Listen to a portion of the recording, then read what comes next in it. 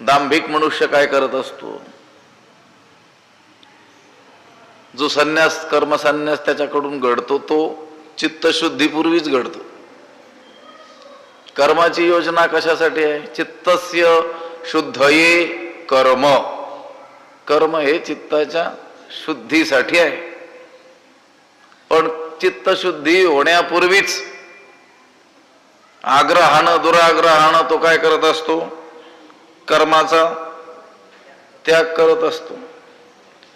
पण कर्मत्यागापेक्षा कर्मानुष्ठान हे चांगलं आहे.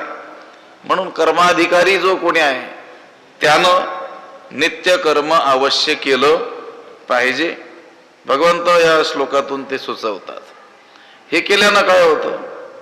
ऐहिक आणि पारमार्थिक असे दोन्ही काय होतात? लाभ होतात. ऐहिक लाभ कोणता? तर शरीर निर्वाह त्याचा चालतो.